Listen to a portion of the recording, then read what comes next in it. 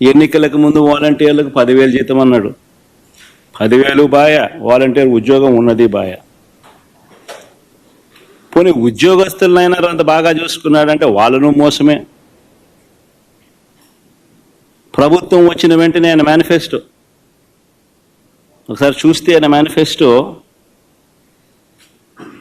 ఆయన ఇచ్చిన 143 హామీలు ప్రభుత్వం వచ్చిన వెంటనే అయ్యారన్నాడు. ఇంటరిమ్ రిలీఫ్ ఇంతవరకు 9 నెలలు అయింది. రూపాయి పెంచింది, రూపాయి ఇచ్చి పుణ్యం కట్టుకున్న పాపాను పోల. 9 నెలలు అయిపోయింది. ఉద్యోగులకు మెరుగైన పిఆర్సీ అన్నాడు. ఉన్న పిఆర్సీ చైర్మన్ బలవంతంగా రాజీనామా చేయించారు. కొత్త పిఆర్సీని ఇంతవరకు వేయలా. ఐఆర్ ఇవ్వాల. 1వ తేదీనే జీతం అన్నాడు. 9 నెలల కాలంలో ఒకే ఒక నెల ఇచ్చాడు. మిగతా 8 నెలల్లో నెలలో 1వ తారీఖున జీతాలు ఇచ్చాడు చంద్రబాబు గారు. చెప్పండి.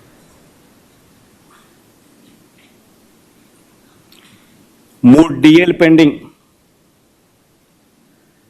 ట్రావెల్ అలవెన్సులు pending, surrender leave pending, medical reimbursement అన్నీ పెండింగ్. చివరికి ఉద్యోగస్తులకు సంబంధించిన జిఎల్ఐలు, జీపీఎఫ్లు కూడా తాను వాడేసుకుంటా ఉన్నాడు.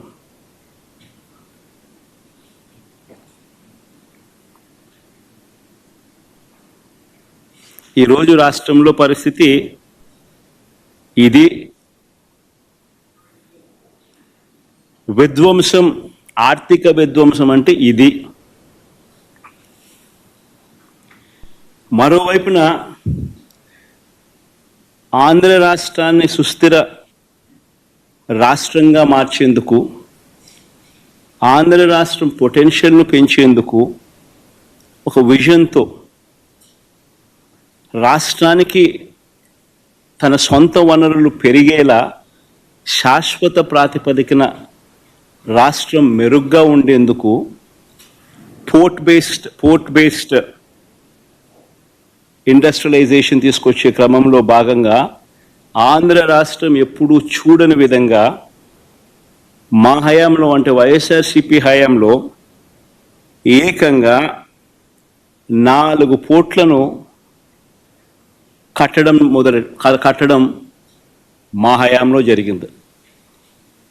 Mulapeta port, Machilipatnam port, Ramayapatnam port, ఈ 3 గవర్నమెంట్ రంగంలో కట్టడం మొదలుపెట్టాం. ఇందులో దాదాపుగా రామాయపట్నం పోర్టు అయితే దాదాపుగా 75-80% దాదాపుగా అయిపోయిన పోర్టు ఇప్పటికే. అప్పట్లోనే నాతోనే ఎలక్షన్ కోడ్ లేకపోయిందంటే మొదటి షిప్పును కూడా రామాయపట్నం పోర్టులోకి తీసుకొచ్చేవాళ్ళు. మూలపేట, మచిలీపట్నం దగ్గర కడతా ఉన్న పోర్టులు కూడా చాలా వేగంగా జరుగుతూ ఉన్నాయి.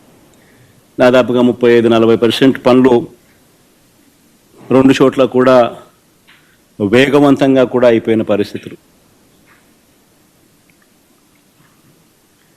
10 ఫిషింగ్ హార్బర్లు నిర్మించే కార్యక్రమాలు కూడా వేగంగా జరుగుతూ ఉన్నాయి.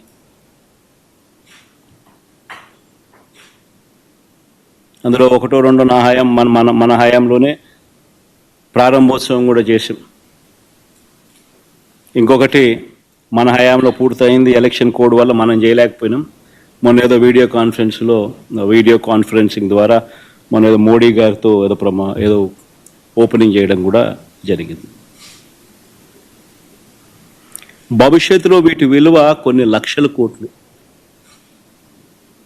నాగార్జున సాగర్ లాంటి ప్రాజెక్టు, శ్రీశైలం లాంటి ప్రాజెక్టులు ఈరోజు కట్టాలంటే సాధ్యమయ్యే పని కూడా కష్టమే. అన్నన్ని వేల కోట్ల రూపాయలు, లక్షల కోట్ల రూపాయలు ఒక్కొక్క ప్రాజెక్ట్ ఖర్చు అవుతుంది. పోలవరం మన కళ్ళ ముందనే చూస్తూ ఉన్నాం, ఎన్ని వేల కోట్ల రూపాయలు అవుతా ఉందో. సిమిలర్లీ గవర్నమెంట్ రంగంలో నిర్మిస్తూ ఉన్న ఈ పోర్టులు, ఈ ఆస్తుల కల్పన, ఇవన్నీ కూడా అంతే.